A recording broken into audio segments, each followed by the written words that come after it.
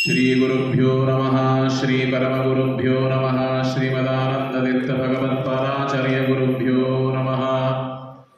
ನಾರಾಯಣಂ ಸುರಗುರುಂ ಜಗದೇಕನಾಥಂ ಭಕ್ತಪ್ರಿಯಂ ಸಕಲಲೋಕ ನಮಸ್ಕೃತಂ ಚ ತ್ರೈಗುಣ್ಯವರ್ಜಿತಮಜಂ ವಿಭುಮಾದ್ಯಮೀಶಂ ವಂದೇ ಭವಗ್ನಮರಾಸುರಸಿದ್ಧ್ಯವಂದ್ಯಂ ಅಶೇಷವಾಗ್ಜಡ್ಯಮಲಾಪಹಂತ್ರಿ ನವಂ ನವಂ ಸ್ಪಷ್ಟಸುವಾಕ್ಪ್ರದಾಯಿನಿ ಮಮೇಹ ಜಿಹ್ವಾಗ್ರಸುರಂಗನರ್ತಕೀ ಭವಪ್ರಸನ್ನಾವದನೇ ಚ ವಿಶ್ರೀಃ ಲಸದು ಶ್ರೀಮದಾನಂದತೀರ್ಥೇಂದುರ್ನೋಲದಂಬರೆ ಯದ್ವಚಶ್ಚಂದ್ರಿಕಾಸ್ವಾಂತಸಂತಾಪಂ ವಿನಿಕೃಂತತಿ ಭವತಿ ಯದನುಭಾವಾದಿಡಮೂಕೋऽಪಿ ವಾಗ್ಮಿ ಜಡಮತಿರಪಿ ಜಂತುರ್ಜಾಯತೆ ಪ್ರಾದ್ಯಮೌಲಿ सकलवचनचेतो देवता भारती सा मम वचसि निधत्तां सन्निधिं मानसे च नमोऽस्तु तात्विका देवाः विष्णुभक्तिपरायणाः धर्ममार्गे प्रेरयन्तु भवन्तः सर्व एव हि चित्रैः पदैश्च गम्भीरैः वाक्यैमानेरखण्डितैः गुरुभावं व्यञ्जयन्ति भावी श्रीजयतीर्थवा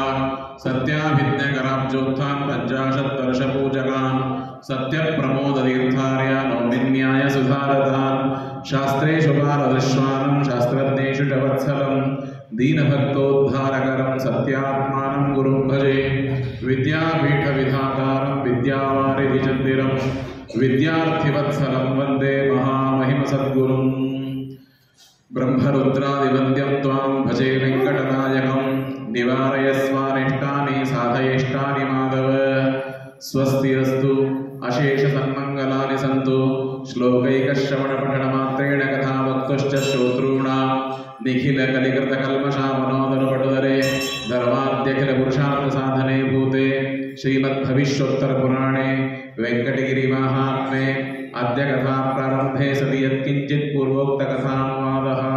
हरिः ओं हरिः ओं हरिः ओं। ಶ್ರೀನಿವಾಸ ಕಲ್ಯಾಣ ನವರಾತ್ರಿಯಲ್ಲಿ 10 ದಿವಸಗಳ ಕಾಲ ಮನೆಯಲ್ಲಿ ದೇವರನ್ನ ಕೂಡಿಸಿ ಘಟ್ಟ ಕೂಡಿಸಿ ಆ ಶ್ರೀನಿವಾಸ ದೇವರ ಒಂದು ಪೂಜೆಯನ್ನ ನಾವು ಮಾಡುವಂತೆ ಆ ಶ್ರೀನಿವಾಸ ದೇವರ ಕಲ್ಯಾಣೋತ್ಸವದ ಕಥೆಯನ್ನು ಕೂಡ ಕೇಳುವ ಒಂದು ಪರಂಪರೆಯಲ್ಲಿ ನಾವು ಇವತ್ತು 4ನೇ ದಿವಸ ಆ ದೇವರ ಕಥೆಯನ್ನು ಕೇಳ್ತಾ ಇದ್ದೀವಿ. ನಿನ್ನೆ ಭಗವಂತ ಲೋಕನಟನೆಯನ್ನ ಮಾಡಿ ಭೃಗು ಋಷಿಗಳ ಪಾದಪ್ರಹಾರದಿಂದ ತಾನು ಮನೆಯಲ್ಲಿ ಲಕ್ಷ್ಮೀದೇವಿಗೆ ಹಾಗೂ ಪರಮಾತ್ಮನಿಗೆ ವೈಕುಂಠದಲ್ಲಿ ಸ್ವಲ್ಪ ಅಸಮಾಧಾನವಾಗಿ ಲಕ್ಷ್ಮೀದೇವಿ ಕೊಲ್ಹಾಪುರಕ್ಕೆ ಹೊರಟು ಹೋಗಿದ್ದಾಳೆ ಅಂತನೋ ಕಥೆಯನ್ನ ಕೇಳಿದ್ದೀವಿ. ಅಲ್ಲಿಂದ ಪರಮಾತ್ಮ ತಾನು ಹೊರಟು ಭೂಲೋಕಕ್ಕೆ ಬಂದಿದ್ದಾನೆ. ಆ ಭೂಲೋಕಕ್ಕೆ ಬಂದು ಇವತ್ತಿನ ದಿವಸ ಇರುವ ಈ ತಿರುಪತಿಯಲ್ಲಿ ಅದೇ ಒಂದು ಬೆಟ್ಟದ ತೆಳಗಡೆ ಹುಣಸೆಯ ಮರ, ಆ ಹುಣಸೆಯ ಮರದ ತೆಳಗೆ ಒಂದು ದೊಡ್ಡ ಹುತ್ತು, ಆ ಹುತ್ತಿನಲ್ಲಿ ಸಾವಿರಾರು ವರ್ಷಗಳ ಕಾಲ ಅಲ್ಲಿ ಪರಮಾತ್ಮ ತಾನು ತಪಸ್ಯ ಮಾಡ್ತಾ ಕೂತ್ಕೊಂಡಿದ್ದಾನೆ. ಬಂದು ನೋಡಿದಾಗ ಪರಮಾತ್ಮ ಇದು ಚೋಳದೇಶನ ರಾಜ್ಯವಾಗಿತ್ತು, ಕೂತ್ಕೊಂಡಿದ್ದಾನೆ. ಅನೇಕ ಆಕಳಗಳು ಇದೆ. ಎಲ್ಲ ತಥೋಧೇನು ಸಹಸ್ರೇಣ ಸಾಕಂ ಶ್ರೀ ವೆಂಕಟಾಚಲಂ ಸಾಗೌರ್ ಗಚ್ಚತಿ ನಿತ್ಯಂ ವೈ ರಮಾನಾಥಂ ವಿಚಿನ್ವತಿ. ಎಷ್ಟೋ ಸಾವಿರಾರು ವರ್ಷಗಳು ಕಳೆದು ಹೋಗಿದೆ, ಒಂದು ಪತ್ರ ಇಲ್ಲ, ಫೋನ್ ಇಲ್ಲ. ಪರಮಾತ್ಮ ಆ ಕಡೆಗೆ ಹೋಗ್ಬಿಟ್ಟ, ಲಕ್ಷ್ಮೀದೇವಿ ಈ ಕಡೆಗೆ ಹೋಗ್ಬಿಟ್ಲು. ಏನಿದು? ಇಂಥ ಒಂದು ಮಾತು ಕತೆ ಇದ್ದರೆ ಗಂಡ ಹೆಂಡತಿ ಅಂತ ಹೇಳಬೇಕು. ಒಂದೇ ಮನೆಯಲ್ಲಿ ಕೂತ್ಕೋತಾರೆ, ಈಗೆಲ್ಲ ಅದೇ ವಾತಾವರಣ. 4 ಜನ ಮನೆ ಇದ್ರೆ 4 ಮೊಬೈಲ್ ಇರುತ್ತೆ, 4 ಜನ 4 ದಿಕ್ಕಿಗೆ ಮುಖ ಮಾಡಿ ಯಾರ ಜೊತೆಗೂ ಯಾರೂ ಮಾತಾಡೋದಿಲ್ಲ. ಇದು ಇವತ್ತಿನ ವಾತಾವರಣದ ಒಂದು ಪ್ರಸಂಗ ಇದೆ.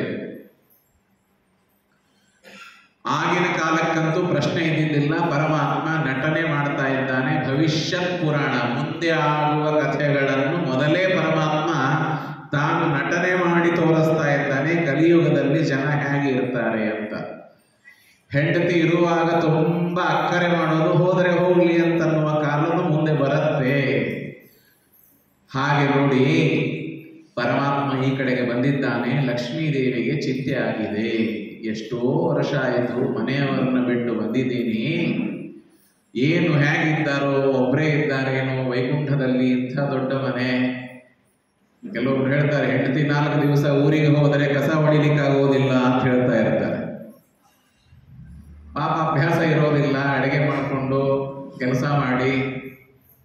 ಅದಕ್ಕೆ ಅವರ ಮಹತ್ವ ಯಾವಾಗ ಗೊತ್ತಾಗತ್ತೆ ಅಂದರೆ, ಮನೆಯಲ್ಲಿ ಹೆಂಡತಿ ಇಲ್ಲದೆ ಇದ್ದಾಗ ಹೆಂಡತಿ ಮಹತ್ವ ಗೊತ್ತಾಗೋದು. ಪರಮಾತ್ಮ ಅವನು ಅರ್ಧನಾರಿ ನರ. ಪರಮಾತ್ಮನಿಗೆ ಯಾರ ಅವಶ್ಯಕತೆಯೂ ಇಲ್ಲ. ಲಕ್ಷ್ಮೀದೇವಿ ಇಂಥ ದೊಡ್ಡ ದೇವತೆ ಅಲ್ಲ, ಅವಳಿಗೆ ಪರಮಾತ್ಮ ಎಲ್ಲಿದ್ದಾನೆ ಅಂತ ಹೇಗೆ ಗೊತ್ತಿಲ್ಲ.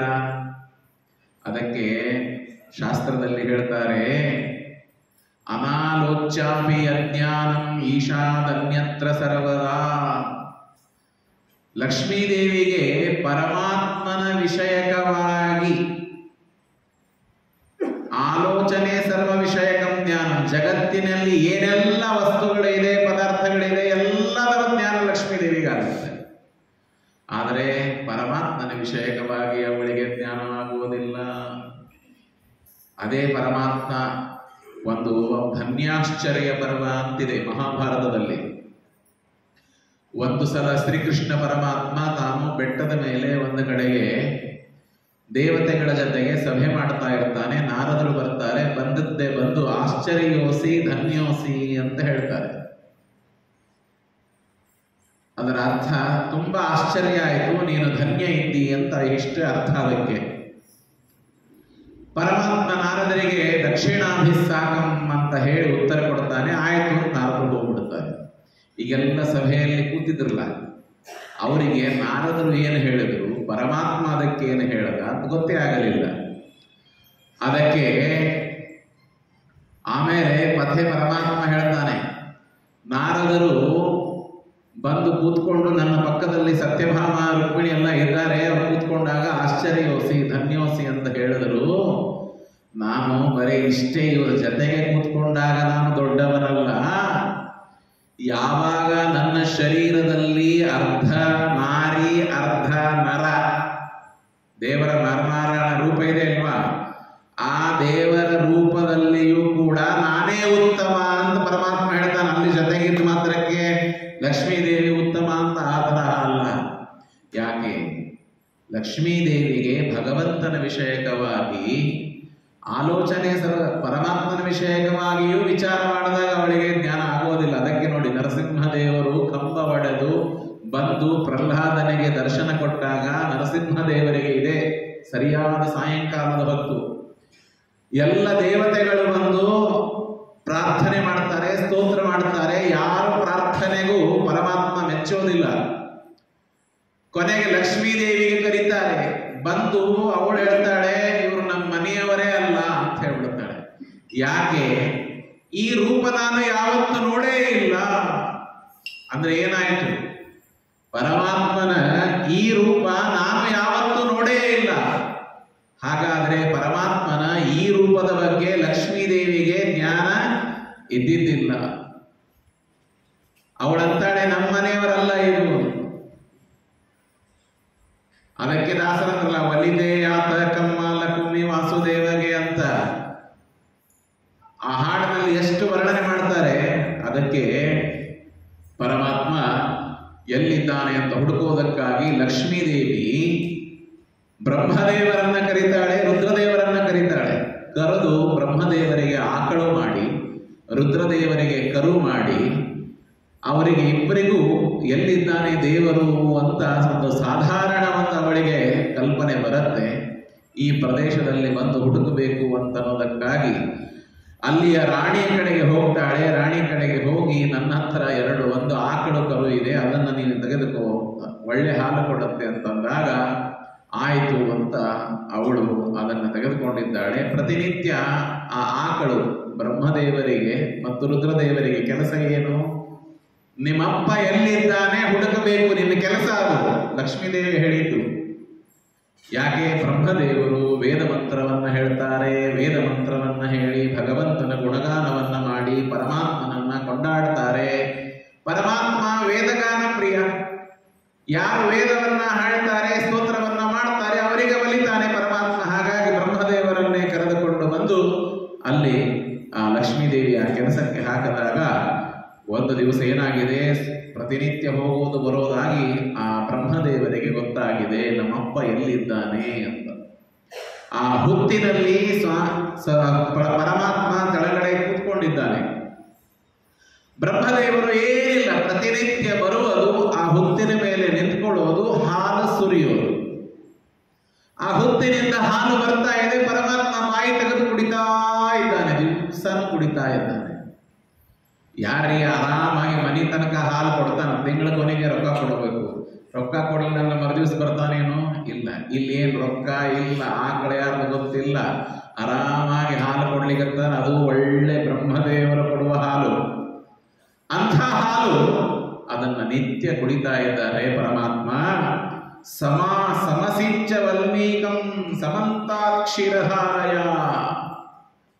ಎಲ್ಲ ಕಡೆಗೆ ಹಾಲು ಸುರಿಸಿ ಅದನ್ನ ಪರಮಾತ್ಮನಿಗೆ ಹೊಟ್ಟೆ ತುಂಬಿ, ಏನಿಲ್ಲ ನಾವು ದೇವರಿಗೆ ಅಭಿಷೇಕ ಮಾಡ್ತೀವೋ ಇಲ್ಲೋ, ಆ ಅಭಿಷೇಕ ಮಾಡುವಾಗ ಪುರುಷ ಸೂಕ್ತವನ್ನ ಹೇಳ್ತೇವೆ.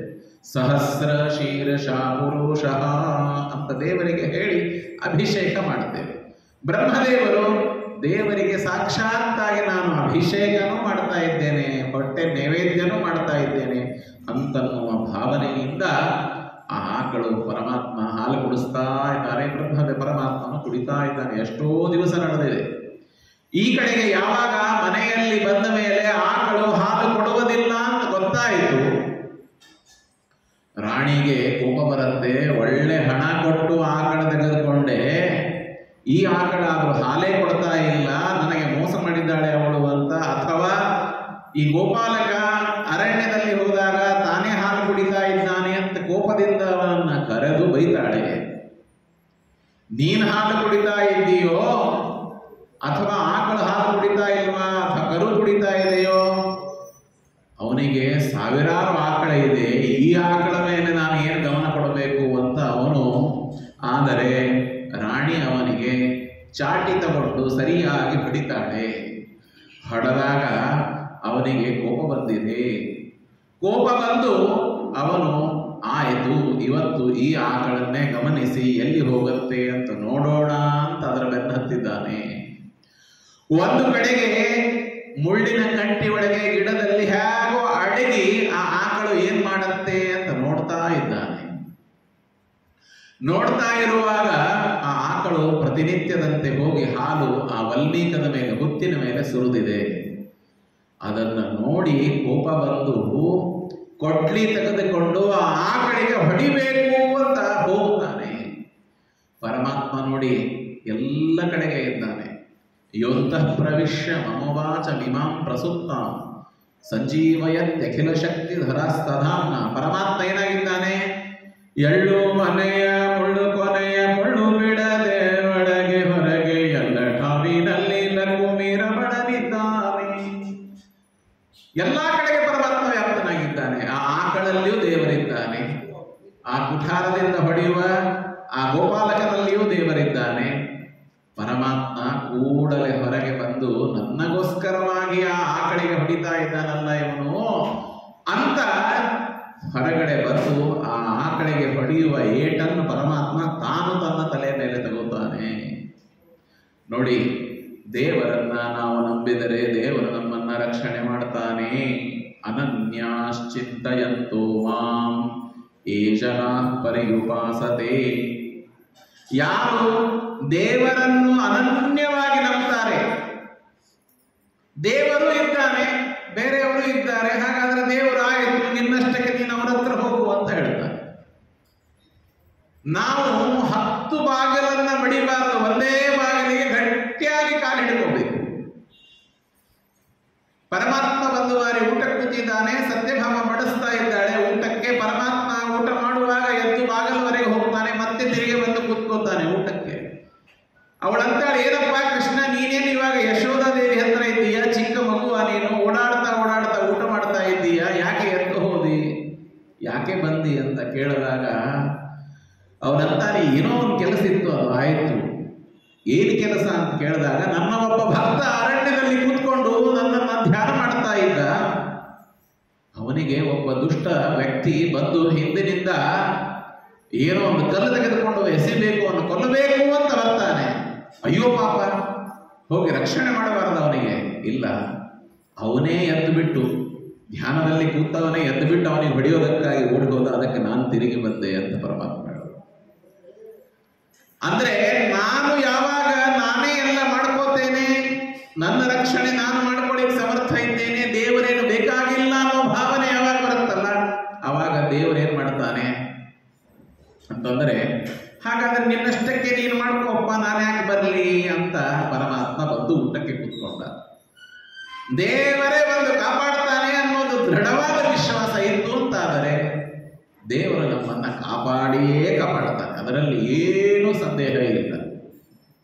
ಪರಮಾತ್ಮ ಈ ಆಕಳಿಗೆ ಹೊಡೆಯುವ ಏಟನ್ನು ತಾನು ತನ್ನ ತಲೆ ಮೇಲೆ ತೆಗೆದುಕೊಂಡು ಸ್ವಭಕ್ತ ಹನನಂ ಲೋಕೆ ಆತ್ಮಾರ್ಥಮ್ಯಃ ಪುಮಾಶ್ಚರೇ, ನನ್ನ ಭಕ್ತ ಆ ಬ್ರಹ್ಮದೇವರು ಆಕಳಿನ ರೂಪದಲ್ಲಿ ಬಂದಿದ್ದಾರೆ, ಅಂಥವರಿಗೆ ಹೊಡೆಯಲಿ ಅಂತ ತಿಳ್ಕೊಂಡು ನಾನು ಬಿಟ್ಟರೆ ನನ್ನಲ್ಲಿ ಯಾರು ವಿಶ್ವಾಸ ಮಾಡುತ್ತಾರೆ? ಯಾರು ವಿಶ್ವಾಸ ಮಾಡೋದಿಲ್ಲ. ಆದ್ದರಿಂದ ಪರಮಾತ್ಮ ಆ ಏಟು ತಾನು ತೆಗೆದುಕೊಂಡಿದ್ದಾನೆ. ಭಗವಂತ ಹೇಳ್ತಾನೆ, ಒಂದು ತುಳಸಿಯ ದಳವನ್ನ ಪರಮಾತ್ಮನ ತಲೆ ಮೇಲೆ ಪಾದಕ್ಕೆ ಇಟ್ಟರೆ ಎಂಥ ಅನಂತ ಜನ್ಮದಲ್ಲಿ ಮಾಡಿದ ಎಲ್ಲಾ ಪಾಪಗಳನ್ನು ನಾನು ಕಳೆದು ಹಾಕ್ತೇನೆ. ಏಕೇನ ತುಳಸಿ ಮಾತ್ರ ದಲೇನಾಪಿ ನರೋತ್ತಮ ಪೂಜೆಯೇತ್ ಭಕ್ತಿ ಭಾವೇನ. ಭಗವದ್ಗೀತೆ ಹೇಳುತ್ತೆ, ಪತ್ರಂ ಪುಷ್ಪಂ ಫಲಂ ತೋಯಂ ಯೋ ಮೇ ಭಕ್ತ್ಯಾ ಪ್ರಯಚ್ಛತಿ. ಗುಡಿಗೆ ಬರುವಾಗ ಬಂಗಾರ ತೆಗೆದುಕೊಂಡು ಬನ್ನಿ, ಬೆಳ್ಳಿ ತೆಗೆದುಕೊಂಡು ಬನ್ನಿ, 10,000 ಕೊಡಿ, 50,000 ಕೊಡಿ, ದೇವರೆಲ್ಲೂ ಹೇಳಿಲ್ಲ. ದೇವರು ಹೇಳೋದು ದೇವಸ್ಥಾನಕ್ಕೆ ಬಾ, ದೇವರು ಹೇಳೋದು ಗುರುಗಳ ಬಳಿಯಲ್ಲಿ ಬಾ, ದೇವರು ಹೇಳೋದು ಪ್ರದಕ್ಷಿಣೆ ಹಾಕು. ಕೊಟ್ಟರೆ ಉಂಟು, ಕೊಡದೇ ಇದ್ರೆ ಇಲ್ಲ, ಬೇಡಪ್ಪ ಕೇಳ್ತಾರೆ, ಕೊಡದೇ ಇದ್ರೆ ಅಸಹ್ಯ. ಆ ಥರ ಏನಿಲ್ಲ. ದೇವರು ಹೇಳೋದು ಒಂದೇ ಕಂಡೀಷನ್, ನೀನು ಗುಡಿಗೆ ಬರುವಾಗ ನಿನಗೆ ಬೇಕಾಗಿರೋದು ನನ್ನ ಕಡೆಗೆ ಬರುವಾಗ ಒಂದೇ, ಅದು ಭಕ್ತಿ. ಪ್ರತಿ ಗುರುವಾರ ನಾವು ಭಕ್ತಿ ಯೋಗದ ಬಗ್ಗೆನೇ ಕೇಳ್ತಾ ಇದ್ದೇವೆ. ಭಗವದ್ಗೀತೆಯಲ್ಲಿ ಹೇಳಿದ್ದು ಆ ಭಕ್ತಿಯ ಬಗ್ಗೆನೂ 2 ನಿಮಿಷ ಇವತ್ತು ಹೇಳ್ಬಿಡ್ತೇನೆ. ಗುರುವಾರದ ಪ್ರವಚನ ಅದು. ಪರಮಾತ್ಮ ಹೇಳ್ತಾನೆ, ಪತ್ರಂ ಪುಷ್ಪಂ ಫಲಂ ತೋಯಂ ಯೋ ಮೇ ಭಕ್ತ್ಯಾ ಪ್ರಯಚ್ಛತಿ. ಪತ್ರ ಅಂದ್ರೆ ಎಲೆ, ಪುಷ್ಪ ಅಂದ್ರೆ ಹೂವು, ತೋಯ ಅಂದ್ರೆ ನೀರು. ನೀರಿಗೆ ಏನು ಕಡಿಮೆ ಇದೆ? ಎಲ್ಲ ಪದಾರ್ಥಗಳು ಜಗತ್ತಿನಲ್ಲಿ ಇದೆ, ಇರೋದು ಒಂದೇ ಕಡಿಮೆ, ಅದು ಭಕ್ತಿ. ಪರಮಾತ್ಮ ಹೇಳಿದ್ದು, ಭಕ್ತಿಯಿಂದ ಅದನ್ನು ತೆಗೆದುಕೊಂಡು ಬಂದರೆ ನೀವು, ನಾನು ಅವಶ್ಯವಾಗಿ ಅದನ್ನು ಸ್ವೀಕಾರ ಮಾಡ್ತೇನೆ. ಹಾಗಾಗಿ ಪರಮಾತ್ಮ ಅಂತಾನೆ, ಇಂತಹ ಇದು ಈ ಆಕಳು ಪ್ರತಿನಿತ್ಯ ನನಗೆ ಹಾಲು ಕೊಡ್ತಾ ಇದೆಯಲ್ಲ, ಅಂಥ ಆಕಳಿಗೆ ನಾನು ರಕ್ಷಣೆ ಮಾಡದೇ ಇದ್ದರೆ ಜಗತ್ತಿನಲ್ಲಿ ನನ್ನ ಮೇಲೆ ನಂಬಿಕೆಯೇ ಹೊರಟು ಹೋಗುತ್ತೆ ಅಂತ ಹೇಳಿ ಪರಮಾತ್ಮ ಬರ್ತಾನೆ. ಇತ್ತಂ ವಿಚಾರ್ಯ ಗೋವಿಂದ. ಪರಮಾತ್ಮ ಈ ತರಹ ವಿಚಾರ ಮಾಡಿ ತಾನೇನು ಮಾಡ್ತಾನೆ ಅಂತಂದರೆ, ತತ್ ಪ್ರಹಾರಂ ಪ್ರಗಟ್ಯ, ಅವನ ಪ್ರಹಾರವನ್ನ ತೆಗೆದುಕೊಂಡು ಸ್ವಯಂ ದಧಾರ ತದ್ಘಾತಂ ಮೌಲೆ ಸ್ವೇಚ ಜಗತ್ಪತಿ, ತನ್ನ ತಲೆಯ ಮೇಲೆ ಆ ಏಟು ಪರಮಾತ್ಮ ತೆಗೆದುಕೊಂಡಿದ್ದಾನೆ. ಆ ಕೊಡ್ಲಿ ಏಟು ಒಡೆದ ಮೇಲೆ ರಕ್ತ ಚಿಮ್ಮಿ ಹೊರಗಡೆ ಹರಿದಿದೆ. ಸಪ್ತ ತಾಲ ಪ್ರಮಾಣೇನ ರಕ್ತ ಪೂರ್ತಿ ಸ್ಥಳಾಭವತ್. ಏವಂ ಕೋಲಾಹಲಂ ದೃಷ್ಟ, ಆ ರಕ್ತ ಹೊರಗಡೆ ಹೊಂಬಿದ್ದು ನೋಡಿ ಆ ಗೋಪಾಲಕ ಹೆದರಿ ಅಲ್ಲೇ ಅವನು ಮೂರ್ಛಿತನಾಗಿ ಬಿದ್ದು ಬಿಟ್ಟಿದ್ದಾನೆ. ಆಮೇಲೆ ಆಕಳು ಓಡಿ ಬೆಟ್ಟದಿಂದ ದರ ಕೆಳಗಡೆ ಓಡಿ ಬಂದಿದೆ. ಬಂದು ಆ ಅರಮನೆಯಲ್ಲಿ ಬಂದು ಹೊರಳಾಡ್ತಾ ಇದೆ, ಅಂಬಾ ಅಂಬಾ ಅಂಬಾ ಅಂಬಾ ಅಂತ. ಮೈ ಮೇಲೆ ಯಾವಾಗ ರಕ್ತದ ಕಣಗಳು ನೋಡಿ ರಾಣಿ ಕೇಳ್ತಾಳೆ, ಏನಾಯಿತು? ಕರು ಸತ್ತು ಹೋಯಿತೆ, ಏನಾದರೂ ಆಗಬಾರದ ಆಪತ್ತು ನಡೀತಾ ಅದರ ಜೊತೆಗೆ, ಹೋಗಿ ವಿಚಾರಿಸ್ಕೊಂಡು ಬಾ ಅಂತ ತಿಳ್ಕೊಂಡು ಅವರಿಗೆ ಕಳಿಸ್ತಾರೆ. ಆಮೇಲೆ ರಾಜ ಪಲ್ಲಕ್ಕಿಯಲ್ಲಿ ಕೂತ್ಕೊಂಡು ಬರ್ತಾನೆ. ಬಂದಾಗ ಅಲ್ಲಿ ನಿಂತ್ಕೊಂಡು ಮಾತಾಡ್ತಾ ಇರ್ತಾರೆ, ನೋಡ್ತಾರೆ ಗೋಪಾಲಕ ಮೂರ್ಛೆ ಬಿದ್ದು ಸತ್ತು ಹೋಗಿದ್ದಾರೆ. ಅಲ್ಲಿ ರಕ್ತ, ಎಲ್ಲ ಕಡೆಗೆ ರಕ್ತ ಬಿದ್ದಿದೆ. ಅದನ್ನ ನೋಡಿ ಅವನು ಮಾತಾಡ್ತಾ ಇರುವಾಗಲೇ ಹೊರಗಡೆ ಪರಮಾತ್ಮ ಬಂದು ಆವಾಗ ಹೇಳ್ತಾನೆ, ಏನಂತಂದ್ರೆ ಶ್ರೀ ಭಗವಾನ್ ವಾಚ, ನೀನು ಪಾಪಿಯಾಗಿದ್ದಿ ರಾಜ, ನಿನ್ನ ರಾಜ್ಯದಲ್ಲಿ ಯಾರು ಸರಿ ಇಲ್ಲ, ಪಾಪಿಷ್ಠೋಸಿ ದುರಾಚಾರ. ರಾಜ್ಯದ ಐಶ್ವರ್ಯದಿಂದಾಗಿ ನೀನು ಮದೋನ್ಮತ್ತನಾಗಿದ್ದಿ, ನಿನಗೆ ಎಳ್ಳಷ್ಟು ಕೂಡ ಪ್ರಜೆಗಳ ಕಾಳಜಿ ಇಲ್ಲ. ನಿನ್ನ ರಾಜ್ಯದಲ್ಲಿ ನನ್ನ ಜೊತೆಗೆ ಈ ಘಟನೆ ನಡೆದಿದೆ, ನನಗೆ ಕುಠಾರದಿಂದ ನಿನ್ನ ಒಬ್ಬ ಸೇವಕ ಹೊಡೆದಿದ್ದಾನೆ, ನಾನು ದರಿದ್ರನಾಗಿದ್ದೇನೆ. ಪರಮಾತ್ಮ ಹೇಳೋದು ನೋಡಿ, ನಮಗೆ ಯಾರೇ ದರಿದ್ರ, ನನಗೆ ದರಿದ್ರ ಅಂತೀಯ, ನೀನೇ ಹತ್ತು ದರಿದ್ರ ನಾವು ಪರಮಾತ್ಮ ಅಂತಾನೆ ನಾನು ದರಿದ್ರ. ಕೇಳಿ, ಇದಕ್ಕೆ ಎಷ್ಟು ಒಳ್ಳೆ ಅರ್ಥ ಹೇಳ್ತಾರೆ. ದರಿದ್ರ ಅನ್ನೋ ಶಬ್ದಕ್ಕೆ ಏನರ್ಥ? ದರಿ ಅಂದ್ರೆ ಶತ್ರುಗಳು. ಯಾರು ಭಗವಂತನನ್ನ ಕೊಂಡಾಡ್ತಾರೆ ಅವರ ಶತ್ರುಗಳನ್ನ ಪರಮಾತ್ಮ ದ್ರಾವಯತಿ. ಭಿಯಂ ದಧಾನಾ ಹೃದಯೇಷು ಶತ್ರವಃ ಪರಾಜಿತಾಸೋ ಅಪನಿಲಯಂತಾಂ. ನಮ್ಮ ಹೃದಯದಲ್ಲಿ ಇರುವ ಶತ್ರುಗಳನ್ನ ಕಾಮ, ಕ್ರೋಧ, ಲೋಭ, ಮೋಹ, ಮದ, ಮಾತ್ಸರ್ಯ, ಇವರು ಅಂತಃಶತ್ರುಗಳು. ಇನ್ನ ಹೊರಗಡೆ ಇರುವ ಶತ್ರುಗಳು, ಅಂತಹ ಎಲ್ಲ ಶತ್ರುಗಳನ್ನ ಪರಮಾತ್ಮ ದೂರ ಓಡಿಸ್ತಾನೆ. ಅದಕ್ಕೆ ಪರಮಾತ್ಮ ಅಂದ ದರಿದ್ರಂ. ಆ ಥರ ಅರ್ಥ ತೆಗೆದುಕೋಬೇಕು ಅದಕ್ಕೆ. ಹಾಗಾದ್ರೆ ದೇವರ ಹೆಸರು ದರಿದ್ರ ಅಂತಿದೆ. ದೇವರ ಮುಂದೆ ನೀನು ದರಿದ್ರ ದರಿದ್ರ ಅಂತ ಕೈ ಮುಗಿಬಾರದು ಅಂತ ದೇವರಿಗೆ. ಯಾಕೆ? ಎಲ್ಲಾ ಶಬ್ದಗಳು ದೇವರನ್ನೇ ಹೇಳಿಕೊಡುತ್ತವೆ. ಸರ್ವಶಬ್ದ ವಾಚ್ಯ, ಸರ್ವಶಬ್ದ ಪ್ರವೃತ್ತಿ ನಿಮಿತ್ತ, ಸರ್ವಗುಣಾತಿ ಪರಿಪೂರ್ಣತಮ, ಸರ್ವ ದೋಷಾತಿ ದೂರ, ಸರ್ವಾಚಿತ್ಯ ಸರ್ವ, ಎಲ್ಲ ಭಗವಂತ ಸರ್ವಶಬ್ದ ವಾಚ್ಯನೇ.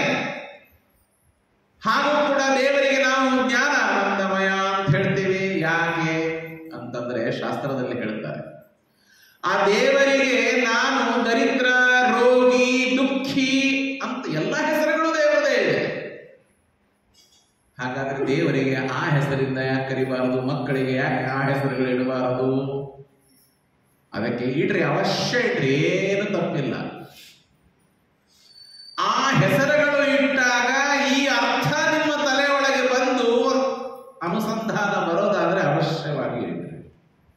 ದೇವರ ಮುಂದೆ ನಿಂತಾಗ ದೇವರನ್ನ ಜ್ಞಾನಾನಂದ ಪೂರ್ಣ ಅಂತ ಅನ್ನೋದನ್ನ ಹೇಳೋದು ಯಾಕೆ? ನಮಗೆ ಜ್ಞಾನ, ಆನಂದ, ಗುಣ ಎಲ್ಲ ಒಳ್ಳೆಯದು ಅಂತ. ಈ ತರಹದ ಹೆಸರುಗಳು ದೇವರ ಮುಂದೆ ನಿಂತು ಕೊಂಡಾಡುವಾಗ ನಮಗೆ ಅದೆಲ್ಲ ತಲೆಗೆ ಬರೋದಿಲ್ಲ. ನಾವು ಬೈಯೋದಕ್ಕಾಗಿ ಅದನ್ನು ಬಳಸೋದು. ಹಾಗಾಗಿ ದೇವರ ಮುಂದೆ ನಿಂತಾಗ ಅವನು ಸರ್ವಶಬ್ದ ವಾಚ್ಯ, ಅವನಿಗೇನು ಪರಿಣಾಮ ಆಗೋದಿಲ್ರಿ. ಯಾವಾಗಲೂ ಅದರ ಪರಿಣಾಮ ರಿಫ್ಲೆಕ್ಟ್ ಆಗೋದು ನಮಗ. ನೀನು ದುಃಖಿ, ನೀನು ಈ ರೋಗಿ ಅಂತಂದ್ರೆ ದೇವರು ನಿಮಗೆ ದುಃಖ, ರೋಗನೇ ಕೊಡ್ತಾನೆ.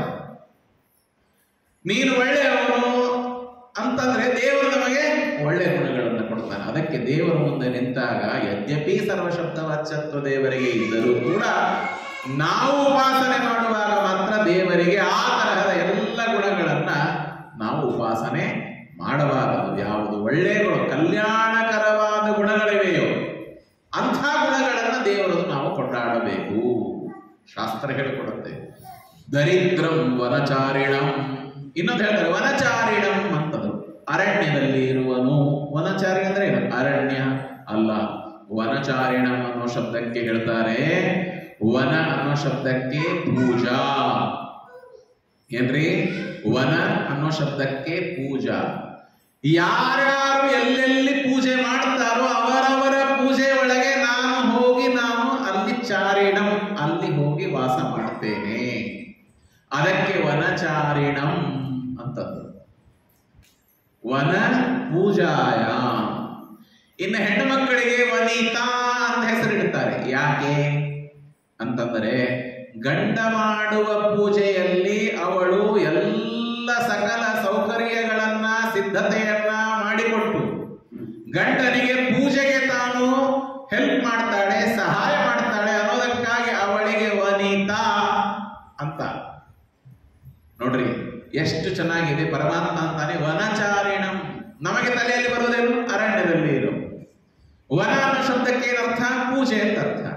ಪೂಜೆಯಲ್ಲಿ ಪರಮಾತ್ಮ ಎಲ್ಲೆಲ್ಲಿ ಪೂಜೆ ಮಾಡ್ತಾರೋ ಅಲ್ಲೆಲ್ಲ ಕಡೆಗೆ ಬಂದು ಪರಮಾತ್ಮ ತಾನು ವಾಸ ಮಾಡ್ತಾನೆ ಅನ್ನೋದಕ್ಕಾಗಿ ವನಚಾರಿಣಂ ಅಂತ ಪರಮಾತ್ಮ ತಾನೇ ಹೇಳ್ಕೊಂಡ. ಇನ್ನು ಮಾತಾಪಿತೃ ವಿಹೀನಂಚ ಅಂತ ಹೇಳಿದ. ನನಗೆ ತಂದೆ ಇಲ್ಲ, ತಾಯಿ ಇಲ್ಲ, ಯಾರೂ ಇಲ್ಲ. ಹೌದು, ದೇವರಿಗೆ ಯಾರೂ ಇಲ್ಲ. ಯಾಕೆ? ಅವನು ಅಯೋನಿಜ.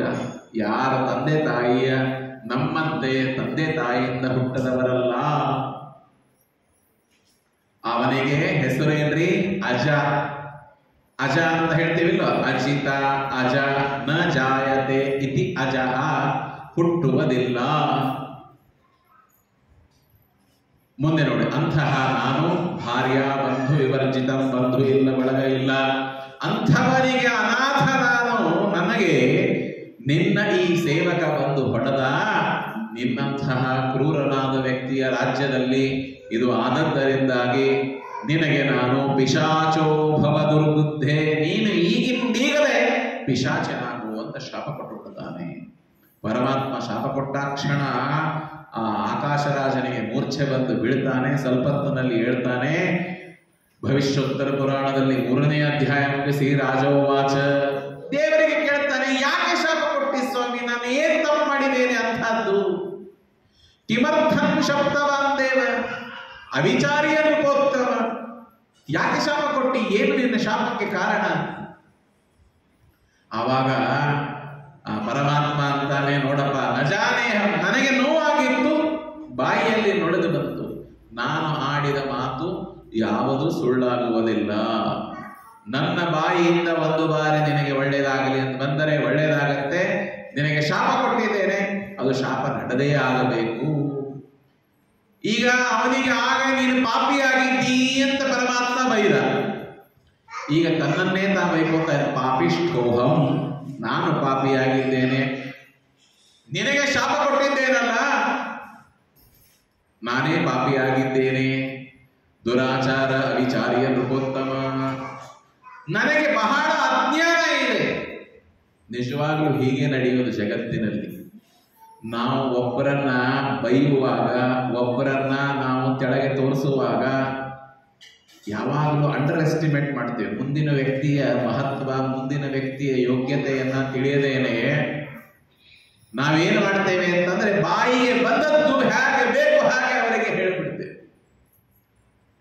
ಅವರೇನಿದ್ದಾರೆ, ಅವ್ರು ತಪ್ಪು ಮಾಡಿದಾರೋ ಇಲ್ಲೋ, ಏನು ಎಂತ ಯಾವುದು ವಿಚಾರ ಮಾಡೋದಿಲ್ಲ. ಬಾಯಿಗೆ ಬಂದ ಹಾಗೆ ಬೈದು ಅವರಿಗೆ ನಾವು ಅಪಮಾನ ಮಾಡಿಬಿಡ್ತೇವೆ. ಪರಮಾತ್ಮ ಹೇಳ್ತಾನೆ, ಅವಿಚಾರಿಯ ನೃಪೋತ್ತಮ, ವಿಚಾರ ಮಾಡದೇ ಇಲ್ಲ ನೀನೇನ್ ತಪ್ಪು ಮಾಡಿಯೋ ಇಲ್ಲೋ ಅಂತ. ಇದು ಕೂಡ ನಟನೆ ನೋಡಿ. ಸಾಧಾರಣವಾಗಿ ನಾನು ಹೋಗಿ ಜಾರಿ ಬೀಳ್ತೇನೆ ಮನೆಯಲ್ಲಿ, ಎಲ್ಲೋ ಒಂದ್ ಕಡೆಗೆ ರಸ್ತೆ ಒಳಗೆ, ಜಾರಿ ಒಳಗೆ, ಎಲ್ಲೋ ಒಂದ್ ಕಡೆಗೆ ಬೀಳ್ತೇನೆ. ಎಲ್ಲೋ ಒಂದು ಕಡೆಗೆ ಜಾರಿ ಬಿದ್ದಾಗ ಯಾರೋ ಪಕ್ಕದಲ್ಲಿದ್ದವ್ರಿಗೆ ಬೈತೇನೆ. ಏನೋ ನಾನು ಬೀಳ್ತೇನೆ, ನಿಮ್ಮ ಮನೆಯೊಳಗಿರೋ ಹೆಣ್ಮಕ್ಳಿಗೆ ಬೈಯೋದು, ಅಥವಾ ಯಾರಿಗೋ ಒಬ್ರಿಗೆ ಬೈದ್ಬಿಡು. ಯಾಕೆ? ನನಗೆ ಕೋಪ ಬಂತು, ನನಗೆ ಅಪ್ರಿಯವಾದದ್ದು ನಡೀತು, ಅದಕ್ಕೆ ನೀನು ಕಾರಣ ಅಂತ ನೇರವಾಗಿ ನಾವು ಅವರಿಗೆ ಲಾಂಛನವನ್ನು ಕೊಟ್ಬಿಡ್ತೇವೆ. ಇದು ಅವಿಚಾರ್ಯ ನೃಪೋತ್ತಮ. ಅಜ್ಞಾನೇನಾತಿ ದುಃಖೇನ ವೃಥಾ ಶಾಪೋ ಮಯಾರ್ಪಿತ. ನಾನು ಶಾಪ ಕೊಟ್ಬಿಟ್ಟೆ, ಆದ್ರೆ ಏನ್ ಮಾಡೋದು? ಮತ್ ಶಾಪೋ ನಾನೃತೋ ಭೂಯ. ವೇದದಲ್ಲಿ ಹೇಳಿದೆ, ನಾನು ಕೊಟ್ಟ ಶಾಪ ಇದು ಸುಳ್ಳಾಗುವುದಿಲ್ಲ.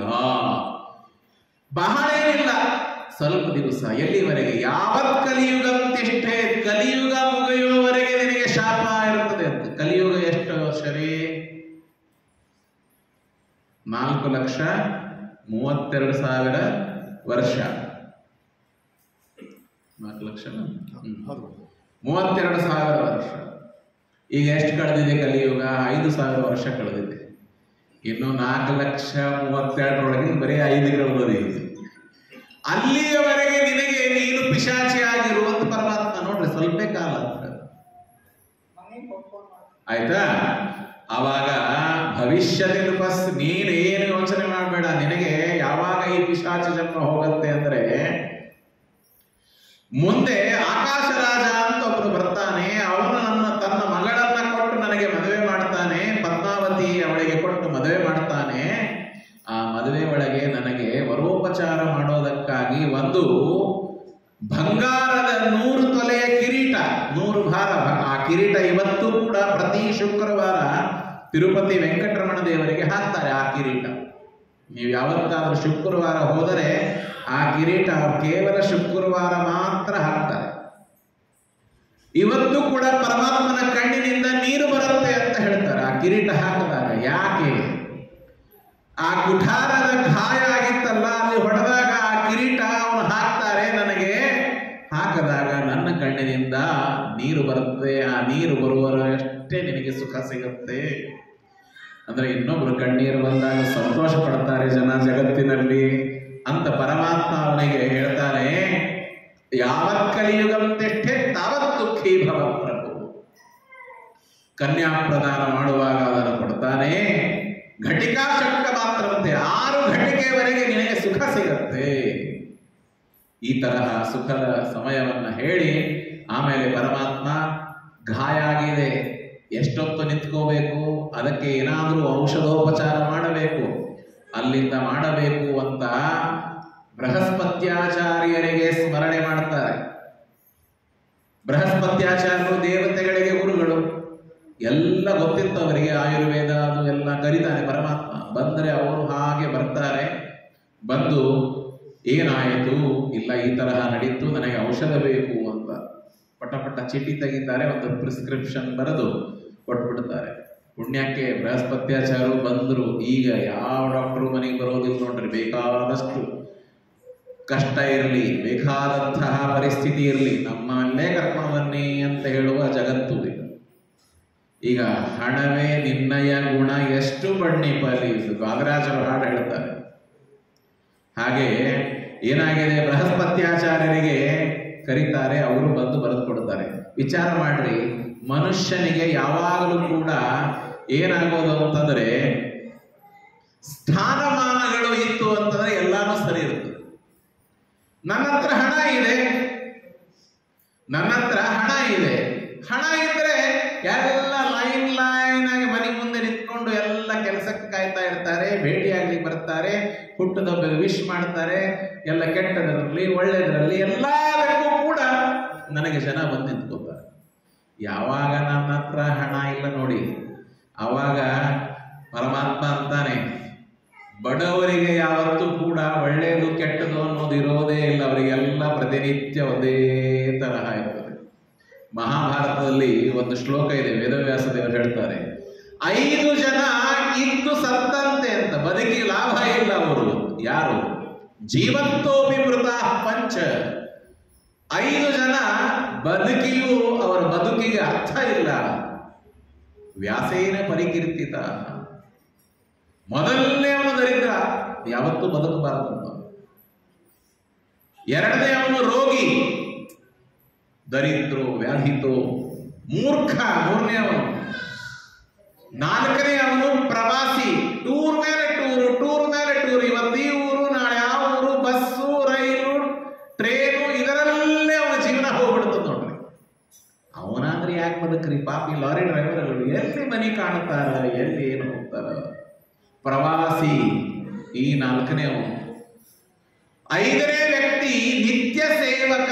ಯಾರ ಮನೆಯಲ್ಲಿ ಆಳಾಗಿರ್ತಾನಲ್ಲ ಅವನಿಗೂ ಬದುಕುವುದರಲ್ಲಿ ಏನು ರಸ ಇಲ್ಲ, ಅವನು ಬದುಕಬಾರದು ಅಂತ. ಪ್ರವಾಸಿ ನಿತ್ಯ ಸೇವಕ, ಅವನಿಗೆ ಏನ್ ಟೈಮ್ ಇದೆ ಹೇಳಿ? ಕೆಲಸಕ್ಕೆ, ಊಟಕ್ಕೆ, ಏನು ಯಾವುದಕ್ಕೆ ಟೈಮ್ ಇದೆ?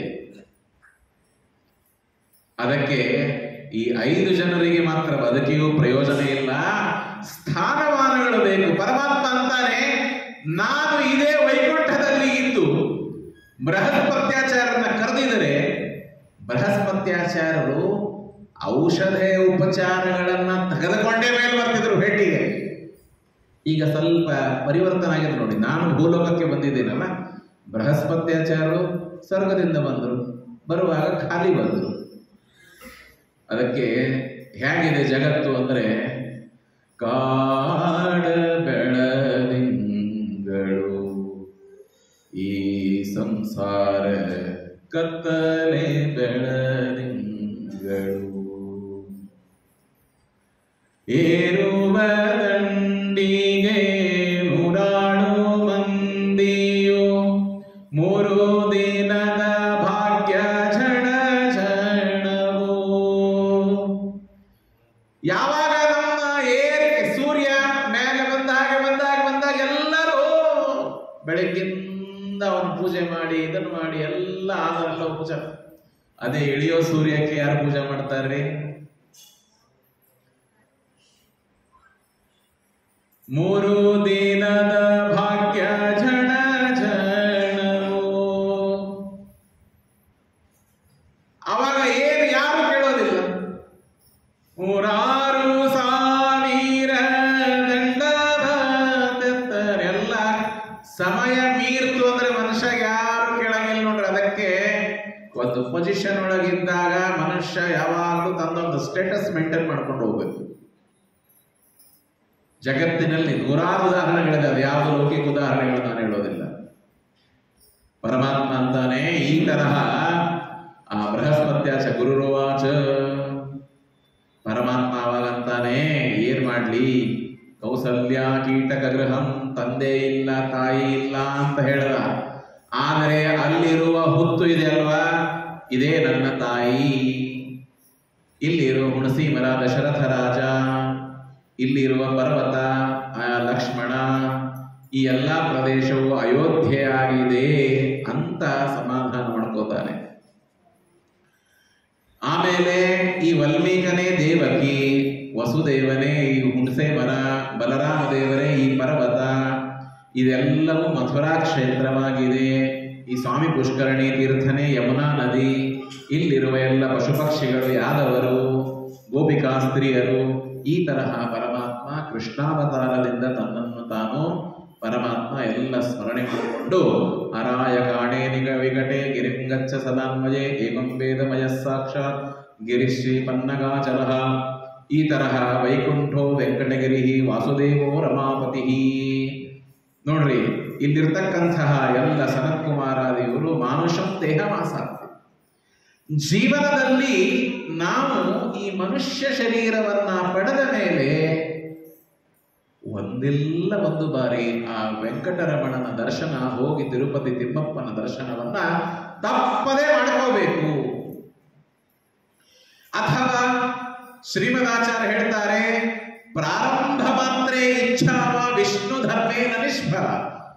ಏನೋ ಆರ್ಥಿಕವಾಗಿ ಅನಾನುಕೂಲ ಇದೆ, ಶಾರೀರಿಕವಾಗಿ ಅನಾನುಕೂಲ ಇದೆ, ಬದರಿಗೆ ಹೋಗಕ್ಕಾಗಲ್ಲ, ರಾಮೇಶ್ವರಕ್ಕೆ ಹೋಗಕ್ಕಾಗೋದಿಲ್ಲ, ಹೋಗಬೇಕು ಅಂತ ಒಳ್ಳೆ ಪ್ರಾಮಾಣಿಕವಾದ ಮನಸ್ಸಿನಿಂದ ಅಪೇಕ್ಷೆ ಪಟ್ಟರೂ ಕೂಡ ಆ ರಾಮೇಶ್ವರ ಹೋಗಿ ಯಾತ್ರೆದ ಪುಣ್ಯ ಬರುತ್ತೆ, ತಿರುಪತಿಗೆ ಹೋದ ಪುಣ್ಯ ಬರುತ್ತೆ, ಮಂತ್ರಾಲಯಕ್ಕೆ ಹೋದ ಪುಣ್ಯ ಬರುತ್ತೆ. ಭಕ್ತಿಯಿಂದ ಅನ್ನಬೇಕು, ನನಗೆ ದೇವರು ಹೋಗ್ಬೇಕು ಅಂತ ಅಪೇಕ್ಷೆ ಇದೆ ಅಂತ ಅಂದ್ರೂ ಸಾಕು, ಪುಣ್ಯ ಇದೆ.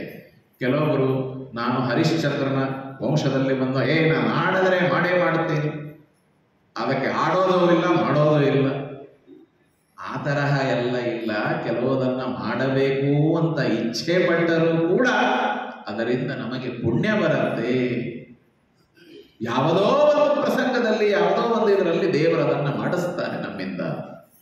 ಅದಕ್ಕೆ ಹೇಳ್ತಾರೆ, ಯಾರು ಗಂತುಮಿಚ್ಛತಿ ಧರ್ಮಜ್ಞ ತೇನ ಸರ್ವಮನುಷ್ಠಿತ. ಹೋಗಬೇಕು ಅಂತ ಇಚ್ಛೆ ಮಾಡಿದರೂ ಸಾಕು, ಅವನ ಎಲ್ಲವನ್ನು ಕೂಡ ಮಾಡದಂತೆ. ಪ್ರೀತೋ ಭವೇದ್ರಮಾನಾಥ ಸರ್ವದೇವ ನಮಸ್ಕೃತಃ. ಪರಮಾತ್ಮ ಶ್ರೀ ವೆಂಕಟಾದ್ರೈರ್ಮಹಿಮಾನ ಉತ್ತಮಂ ಜನಂತಿ ನ ಬ್ರಹ್ಮ ಶಿವೇಂದ್ರ ಪೂರ್ವಕ. ಏನ್ರಿ, 1-2 ಸಲ ತಿರುಪತಿಗೆ ಹೋಗ್ತೀವೋ ಇಲ್ಲೋ, 4 ಸಲ 10 ಸಲ ಹೋಗಿ ಬರ್ತೇವೆ ಇಲ್ಲೋ, ದೇವರೇ ನೋಡ್ಬಿಟ್ಟಿವಿ, ಇನ್ನೇನ್ ನೋಡೋದ್ರೆ ನನ್ನ ಮೇಲೆ ಹೋಗಿ ಏನ್ ನೋಡ್ತೀರ? ಅಲ್ಲೋ ಬಂಗಾರದ ಬಾಗಿಲು ಎಷ್ಟವ, ಬೆಳ್ಳಿ ಬಾಗಿಲು ಎಷ್ಟವ, ಕುಂಡಿ ಸಣ್ಣದು ಕೊಟ್ರು, ಪ್ರಸಾದ ಸಬ್ಬುತ್ತಿ ಕೊಡ್ಲಿಲ್ಲ, ಪುಳಿಯೋಗರೆ ಕೊಟ್ರು, ಅಂಬೋಡಿ ಸಿಗ್ಲಿಲ್ಲ. ಇದೇ ನಾನು ನೋಡೋದು. ಏನ್ ನೋಡ್ತೀವಿ? ಬೇರೆದೇನ್ ನೋಡ್ತೀವಿ? ದೇವ್ರ ಮಹಿಮೆ ಏನ್ ಗೊತ್ತಿದೆ ನಮಗೆ? ಅಲ್ಲಿ ಹೋಗಿಯೂ ಕೂಡ ನಮಗೆ ಬಿಸಿದು ಕಾಫಿ ಕೊಡ್ಲಿಲ್ಲ, ರೂಮ್ ಕೊಡ್ಲಿಲ್ಲ, ಇದೇ ಹಣೆ ಬರೋದು. ಹೇಳ್ತಾರೆ, ಆ ಭಗವಂತನ ಮಹಿಮೆ ದೇವಾಧಿದೇವತೆಗಳಿಗೇನೇ ಗೊತ್ತಾಗೋದಿಲ್ಲ. ಶ್ರೀ ವೆಂಕಟಾದ್ರಿಯ ಮಹಿಮಾನ ಉತ್ತಮ ಜಾನಂತಿ ನ ಬ್ರಹ್ಮ ಶಿವೇಂದ್ರಪುರ. ಬ್ರಹ್ಮದೇವರಿಗೆ ಗೊತ್ತಿಲ್ಲ. ಜಗತ್ತಿನಲ್ಲಿ ಸೃಷ್ಟಿಯ ಆದಿಯಲ್ಲಿ ಹುಟ್ಟದವರು ಯಾರು? ಬ್ರಹ್ಮದೇವರು. ಆ ಬ್ರಹ್ಮ ಬ್ರಹ್ಮದೇವರೇ ಅಂತಾರೆ ಪರಮಾತ್ಮನ ವಿಷಯಕವಾಗಿ, ನನಗೇ ಜ್ಞಾನ ಇಲ್ಲ. ಬ್ರಹ್ಮದೇವರು ಹೇಳಬೇಕಾದ್ರೆ ನಾವು 84 ಲಕ್ಷ ಯೋನಿಗಳೊಳಗೆ ಕ್ಷುದ್ರರು, ನಾವು ಯಾವುದೋ ಒಂದು ಹುಳ, ಒಂದು ಜೀವ. ನಾವು ಒಂದು 4 ಸರ್ತಿ ದೇವರನ್ನು ನೋಡ್ಬಿಟ್ರೆ ಗುರು ಎಲ್ಲ ನಮ್ಗೆ ಗೊತ್ತದ್ರಿ. ಏನ್ ಗೊತ್ತದ್ರಿ? ಈ ಅಹಂಕಾರದಲ್ಲಿ ನಾವೇನು ಮಾಡ್ತೇವೆ ಅಂತಂದ್ರೆ ಎಲ್ಲರನ್ನು ಕಾಲಲ್ಲಿ ತೊಳೆದ್ಬಿಡ್ತೀವಿ. ಶ್ರೀ ವೆಂಕಟಾದ್ರಿ ಮಹಿಮಾನ ಉತ್ತಮಂ ಜನಂತಿನ ಬ್ರಹ್ಮ ಶಿವೇಂದ್ರ ಪೂರ್ವಕ ಮುಂದೆ ಹೇಳ್ತಾರೆ, ಕಿಂ ಅಲ್ಪವೀರ್ಯ ಮನುಜ. ನಮಗೆ ಏನು ಸಾಮರ್ಥ್ಯ ಇದೆ ಮನುಷ್ಯರಿಗೆ ದೇವರನ್ನ ತಿಳಿದುಕೊಳ್ಳೋದು? ಶ್ರುತಿಸ್ಥ ಜಾನಂತಿ ವಿಷ್ಣು ಸ್ಥಳಮದ್ಭುತಂಚ. ಆ ಶ್ರೀನಿವಾಸ ದೇವರ ಮಹಾತ್ಮ್ಯ, ಆ ವೆಂಕಟಾಚಲದ ಮಹಾತ್ಮ್ಯ, ಆ ಪರ್ವತದ ಮಹಾತ್ಮ್ಯ, ಆ ಸರೋವರದ ಮಹಾತ್ಮ್ಯ, ಸ್ವಾಮಿ ಪುಷ್ಕರಣಿ ತೀರ, ಆ ಬೆಟ್ಟದಲ್ಲಿರುವ ದೇವಾಲಯಗಳು, ಬೆಟ್ಟದಲ್ಲಿರುವ ಸರೋವರಗಳು, ಅಲ್ಲಿರ್ತಕ್ಕಂಥ ದೇವತೆಗಳು, ಏನು ನಮಗೆ ಗೊತ್ತಿದೆ? ಯಾವುದರ ಮಹಿಮೆ ಗೊತ್ತಿದೆ ನಮಗೆ? ಎಲ್ಲ ತಿಳ್ಕೊಂಡಿದ್ದೇನೆ. ಏನ್ ತಿಳ್ಕೊಂಡಿದ್ದೀನಿ? ಎಲ್ಲಾನು ಬಲ್ಲೆ ನಂಬುವಿರಲ್ಲ, ಅವಗುಣವನ್ನು ಬಿಡಲಿಲ್ಲ ಅಂತ ದಾಸರು ಹೇಳ್ತಾರೆ. ಎಲ್ಲ ಗೊತ್ತದ ನನಗೆ, ಎಲ್ಲ ಗೊತ್ತದ ಅಂತ ಹೇಳ್ತೀವಿ. ಈ ಎಲ್ಲ ಗೊತ್ತದ ಅಂತ ಹೇಳೋದೇನೆ ದುರ್ಗುಣ, ಅದನ್ನ ಬಿಡ್ರಿ ಅಂತ ದಾಸರು. ಏನ್ರಿ, ನನಗೇನು ಗೊತ್ತಿಲ್ಲ ಅಂದ್ರೆ ಮುಂದಿನವರು ಹೇಳ್ತಾರೆ ಎಲ್ಲಾನು ಗೊತ್ತದ ಅಂತ ಅಂದ್ಬಿಟ್ರೆ. ಅದಕ್ಕೆ ಶತಕತ್ರಯದಲ್ಲಿ ಭರ್ತೃಹರಿ ಒಂದು ಮಾತು ಹೇಳ್ತಾರೆ, ಯಾರಿಗೆ ಬುದ್ಧಿ ಹೇಳಬೇಕು ಅಂದ್ರೆ ಯಾರಿಗೆ ಬುದ್ಧಿ ಕಲಿಬೇಕು ಅಂತಿದೆ ಅವರಿಗೆ ಬುದ್ಧಿಯನ್ನು ಹೇಳಬೇಕು, ಒಳ್ಳೆಯದನ್ನ ಕಲಿಬೇಕು ತಿಳ್ಕೋಬೇಕು ಅಂತಿದೆ ಅವರಿಗೆ ಹೇಳಬೇಕು. ಜಗತ್ತಿನಲ್ಲಿ ಅತಿ ಕಠಿಣವಾದ ಕೆಲಸಗಳು ಯಾವುದು? ಅತಿ ಕಠಿಣವಾದ ಕೆಲಸ ಅಂದ್ರೆ ಉಸುಕು ಹಿಂಡಿ ಎಣ್ಣೆ ತೆಗೆಯೋದು. ಹೌದಿಲ್ಲ? ಉಸುಕು ಹಿಂಡಿ ಎಣ್ಣೆ ತೆಗೆಯೋದು. ಬಿಸಿಲಲ್ಲಿ ಹೋಗುವಾಗ ರೋಡ್ ಮೇಲೆ ಆ ಮರೀಚಿಕ ಕಾಣುತ್ತೆ ನೋಡಿ, ಮೃಗ ಮರೀಚಿಕ, ಏನ್ ಹೇಳ್ತಿರೋದು? ಬಿಸಿಲುಗುದು. ಅದನ್ನ ಹಿಡಿದು ನೀರು ಕುಡಿದು ನೀರಡಿಕೆನೋ ದಾಹ ಶಾಂತ ಮಾಡ್ಕೋಬಹುದು. ಉಸುಕು ಹಿಂಡಿ ಎಣ್ಣೆ ತೆಗಿಬಹುದಂತೆ. ಕರಿ ನಾಗರ ಹಾವು ಹೋಗುವಾಗ ಅದನ್ನ ಎತ್ತಿ ತಲೆ ಮೇಲೆ ಮಲ್ಲಿಗೆ ಹೂವಿನ ಮಾಲಿ ಅಂತೂ ಹಾಕಬಹುದಂತೆ. ಎಲ್ಲ ಕಠಿಣ ಕೆಲಸಗಳು. ಆಕಾಶದಲ್ಲಿ ಹೂಗಳು ಹುಟ್ಟಿಸಬಹುದಂತೆ. ಎಲ್ಲ ಪ್ರಾಣಿಗಳಲ್ಲಿ ಅತಿ ಮೃದುವಾದ ಪ್ರಾಣಿ ಯಾವುದು? ಮೊಲ. ಹೌದಿಲ್ರಿ? ಅದಕ್ಕೂ ಕೋಡ ಬರಬಹುದಂತ. ಅದು ಎಷ್ಟು ಮೆತ್ತಗಿರ್ತದ, ಅದಕ್ಕೂ ಕೋಡ ಬರಬಹುದಂತ. ಎಂಥ ನೋಡ್ರಿ ಅಸಾಧ್ಯವಾದ ಕೆಲಸಗಳೆಲ್ಲ ಇವು. ಪಿಬೇಚ್ಚ ಮೃಗದೃಷ್ಟಿ ಕಾಸು ಸಲಿಲಂ ಪಿಪಾಸಾರ್ಜಿತ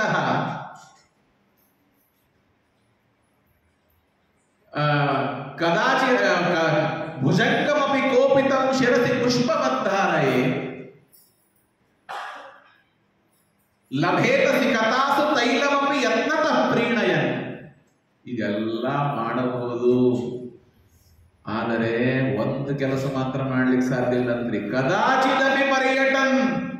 ಯಾವತ್ತೋ ಒಂದು ಜಗತ್ತಿನಲ್ಲಿ ಮೊಲಕ್ಕೂ ಕೋಡ ಬರಬಹುದಂತೆ. ಶಶ ವಿಷಾಣ ಮಾಸಾದಯೇ. ಆದರೆ ಒಂದು ಮಾತ್ರ ಮಾಡ್ಲಿಕ್ಕಾಗೋದಿಲ್ಲ. ಯಾವುದು ಅಂದ್ರೆ ನತು ಪ್ರತಿನಿವಿಷ್ಟ ಚಿತ್ತ ಜನ ಮೂರ್ಖ ಮಹಾರಾಜೇ. ಯಾವ ವ್ಯಕ್ತಿ ನಾ ತಿಳಿದಿದ್ದೇ ಸರಿಯದ ಅಂತ ನಂಬ್ಕೊಂಡ್ಬಿಟ್ಟ, ಅವನು ಮಾತ್ರ ಯಾವತ್ತೂ ಸುಧಾರಿಸ್ಲಿಕ್ಕೆ ಹೋಗಬೇಡ್ರಿ. ಯಾರಿಗೆ ನಾನು ತಪ್ಪು ಮಾಡಿರಬಹುದು, ನಾನು ತಿಳ್ಕೊಂಡಿದ್ದು ತಪ್ಪು ಇರಬಹುದು ಅಂತ ಯಾವ ವ್ಯಕ್ತಿ ಅಂತಾನಲ್ಲ, ಅವನಿಗೆ ಬುದ್ಧಿ ಹೇಳಿ ಸುಧಾರಿಸುವ ಪ್ರಯತ್ನ ಮಾಡಿ. ನಾನು ಹೇಳಿದ್ದೇ ಸರಿಯಾದ, ನಾನು ಮಾಡಿದ್ದೇ ಸರಿಯಾದ ಅಂತ ಯಾರು ಅಂತಾರಲ್ಲ, ಅವರಿಗೆ ಯಾವತ್ತೂ ಬುದ್ಧಿ ಹೇಳಿಕ್ಕೆ ಹೋಗ್ಬೇಡ್ರಿ ಅಂತ ಶಾಸ್ತ್ರ ಹೇಳ್ತಾರೆ. ಅದಕ್ಕೆ ನೋಡಿ, ಕಿಂ ಅಲ್ಪವೀರ್ಯ ಮನುಜಾಹ. ನಾವೆಲ್ಲರೂ ಅವರೇ. ನಾನು ಮಾಡಿದ್ದೇ ಸರಿ ರೀ, ನಾನೇನು ತಪ್ಪು ಮಾಡೋದಿಲ್ಲ. ಕೆಲವೊಬ್ರು ಇರ್ತಾರೆ, ನಂದು ಏನು ತಪ್ಪಿಲ್ಲ, ನಾನಂತೂ ಏನು ತಪ್ಪು ಮಾಡಿಲ್ಲ, 100% ಗ್ಯಾರಂಟಿ, ನಾನೇನು ತಪ್ಪು ಮಾಡಿಲ್ಲ, ಅವ್ರೇನಾಗಿದೆ ನನಗೆ ಗೊತ್ತಿಲ್ಲ. Self certified. ಅವ್ರಿಗೆ ಯಾವ ಸರ್ಟಿಫಿಕೇಟ್ ಅಪೇಕ್ಷಾನೇ ಇಲ್ಲ. ನಂದೇನಾದ್ರೂ ತಪ್ಪಾಗಿದೆ ಏನೋ ಅಂತ ಕೇಳಬೇಕಲ್ಲ ಹೋಗಿ, ಅಂದ್ರೆ ಹೇಳ್ತಾರೆ ಮುಂದಿನವರು. ಕಿಮಲ್ಪ ನಿರ್ಯ ಮನುಜ ಶ್ರುತಿಸ್ಥ ಜಾನಂತಿ ವಿಷ್ಣು ಸ್ಥಳಮದ್ಭುತಂಚ. ವೆಂಕಟೇಶ ಮಹಾತ್ಮ್ಯದಲ್ಲಿ ಇಲ್ಲಿ 4ನೇ ಅಧ್ಯಾಯವನ್ನು ಮುಗಿಸಿ ಋಷಿಗಳು ಸೂತಾಚಾರ್ಯರಿಗೆ ಕೇಳ್ತಾರೆ, ಸೂತ ಮಹಾಭಾಗ ಸರ್ವಶಾಸ್ತ್ರ ವಿಶಾರದ, ಈ ಶ್ರೀನಿವಾಸ ದೇವರು ವೈಕುಂಠದಿಂದ ಭೂಲೋಕಕ್ಕೆ ಬಂದ ಕಥೆಯನ್ನ ನೀವು ನಮಗೆ ಹೇಳಿದರಿ, ಆ ಭಗವಂತನ ಮಹಾತ್ಮ್ಯ ಇದು ಬರೇ ಕಥೆಯಲ್ಲ. 1 ಗಂಟೆ 1.5 ಗಂಟೆ ಕೂತ್ಕೊಂಡು ಕೇಳಿದಾಗ ಮನಸ್ಸಿಗೆ ಆಗುವ ಸಮಾಧಾನ, ಆ ಸಮಯ ಜೀವನದಲ್ಲಿ ಅದು ಒಂದು ಸಾರ್ಥಕವಾದ ಒಂದು ಡಿಪಾಸಿಟ್. ಈ 1 ಗಂಟೆ 1.5 ಗಂಟೆ ಜಗತ್ತೆಲ್ಲ ಮರೆತು ದೇವರ ಕಥೆಗಳನ್ನ ಕೇಳ್ತಾ ಇದ್ದೀವಲ್ಲ, ದೇವರು ನಮಗೆ ಭೂಮಿಗೆ ಕಳಿಸಿದ್ದಕ್ಕಾಗಿ ನಾವು ದೇವರಿಗೆ ಕೊಡುವ ಇದು ಋಣ. ಅದನ್ನು ಕೊಡ್ತಾ ಇದ್ದೀವಿ ಪರಮಾತ್ಮನಿಗೆ. ಆ ಭಗವಂತ ನನಗೆ ಕಿವಿ ಕೊಟ್ಟ, ಆ ಭಗವಂತ ನನಗೆ ಕಣ್ಣು ಕೊಟ್ಟ, ಆ ಭಗವಂತ ನನಗೆ ನಡ ಕೊಟ್ಟ, ಕೂತ್ಕೊಳ್ಳಕ್ಕಾಗಿ, ನಡೆಯೋದಕ್ಕಾಗಿ ಕಾಲು ಕೊಟ್ಟ, ಮರೋದಕ್ಕಾಗಿ ಕೈಕಾಲಗಳನ್ನು ಕೊಟ್ಟು ಭಗವಂತ ನನಗೆ ಎಲ್ಲ ಇಂದ್ರಿಯಗಳನ್ನು ಕೊಟ್ಟಿದ್ದಕ್ಕೆ ಪರಮಾತ್ಮನಿಗೆ ಸಂತೋಷವಾಗುವಂತೆ ನಾನೇನು ಮಾಡ್ತಾ ಇದ್ದೇನೆ, ಕೂತ್ಕೊಂಡು 1.5 ಗಂಟೆ ಕಾಲ ಆ ಪರಮಾತ್ಮನಿಗೆ ತಿರುಗಿ ಕೊಡ್ತಾ ಇದ್ದೇನೆ. ಹರಿಕಥೆ ಪರಮಾದರದಲ್ಲಿ ಕೇಳುತ್ತ ಮರೆದು ತನುವ ಸುಖ ಸುರಿಸುತ್ತಲಿ, ಉರುಗಾಯದಿ ಸಂದರ್ಶನ ಹಾರೈ ಸಿರಳು ಹಗಲು ಜರಿ ಜರಿದು ಬಳಲುವುದೇ ಫಲವಿದು ಬಾಳುವುದಕ್ಕೆ. ಕಥೆಯನ್ನ ಕೇಳುವಾಗ ಅಯ್ಯೋ ಕರೆದಾರಲ್ಲಿ ಹೋಗ್ಬೇಕು, ಹಾಗೆ ಹೋಗ್ಬೇಡ್ರಪ್ಪ, ಯಾರು ಏನು ಮಾಡೋದಿಲ್ಲ. ಯಾರಾದ್ರೂ ಒಂದು ಹೋಗದೇ ಇದ್ರೆ ನಮಗೇನು ಫಾಸಿ ಹಾಕ್ತಾರೆ? ಬೇಕಾದಷ್ಟು ಜನ ಬಂದಿಲ್ಲ,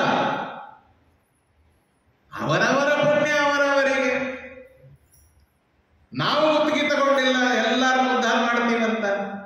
ದೇವರ ಇಚ್ಛೆ ಇರಬೇಕು. ಎಷ್ಟೋ ಜನ ಪಾಪ ಬರ್ಬೇಕಂತಾರೆ, ಬರ್ಲಿಕ್ಕೆ ಆಗೋದಿಲ್ಲ, ಅನಾನುಕೂಲ ಇದೆ, ಅನಾರೋಗ್ಯ ಇದೆ, ಏನೋ ತೊಂದರೆ ಇರುತ್ತೆ. ಜಗನ್ನಾಥದಾಸರು ಹೇಳುದು, ಹರಿಕಥೆ ಪರಮಾದರದಲ್ಲಿ ಕೇಳುತ್ತ ಮರೆದು ತನುವ ಸುಖ ಸುರಿಸುತ್ತಲಿ. ಪರಮಾತ್ಮನ ಕಥೆಯನ್ನ ಕೇಳುವಾಗ ಮರೆದು ತನುವ, ಎಲ್ಲಿ ಕೂತೀರಿ ಅನ್ನೋದು ಎಚ್ಚರಿಕೆ ಇರಬಾರದು. ಸುಖ ಸುರಿಸುತ್ತಲಿ, ಆನಂದ ಪಡಿತಾ ಇರಬೇಕು.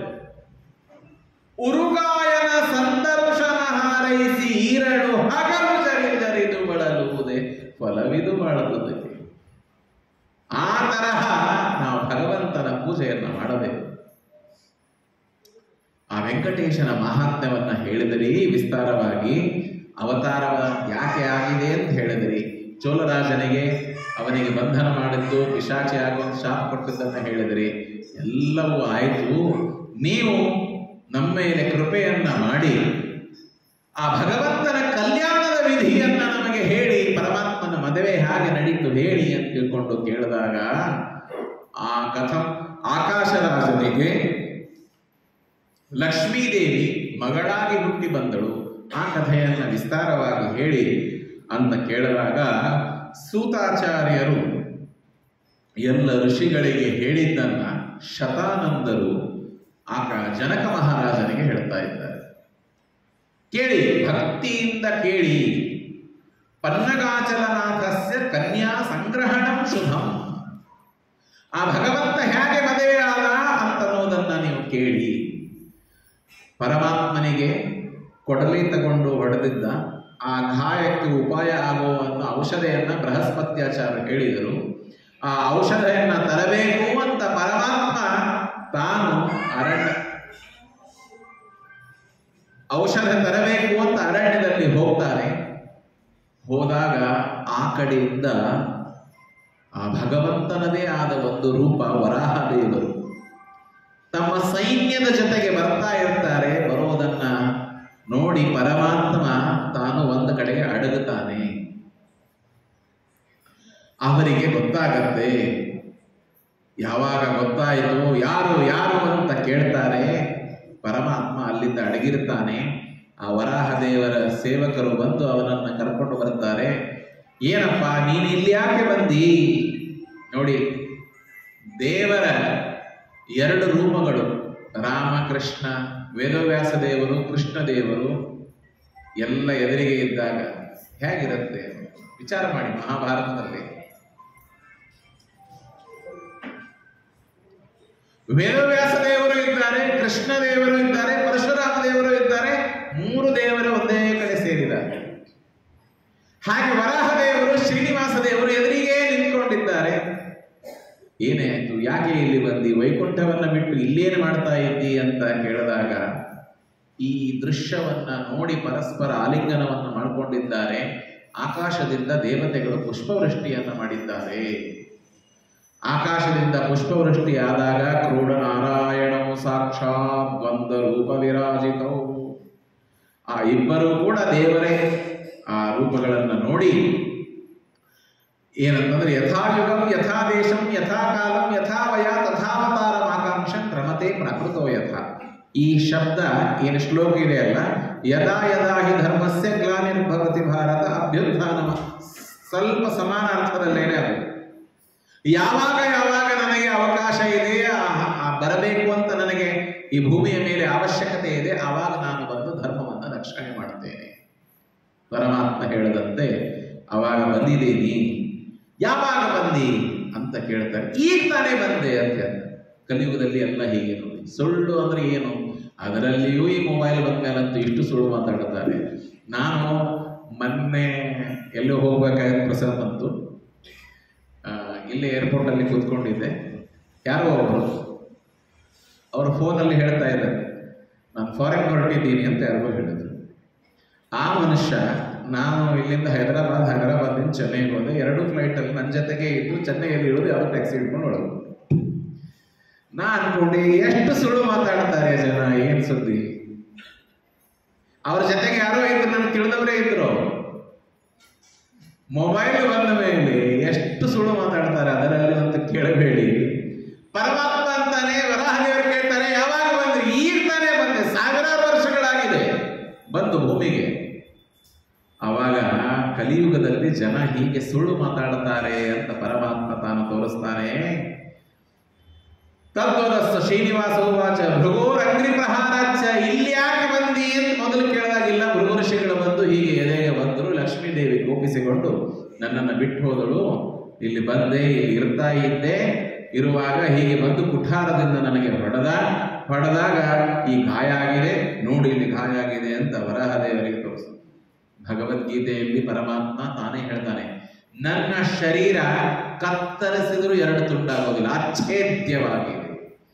ಅಚ್ಛೇದ್ಯೋಯಮ ದಾಹ್ಯೋಯಮ ಕ್ಲೇದ್ಯೋ ಶೋಷ ಏವಚ. ನಾವೇನ್ರಿ, ನಮ್ಮ ಶರೀರ ಏನಾಗಿದೆ,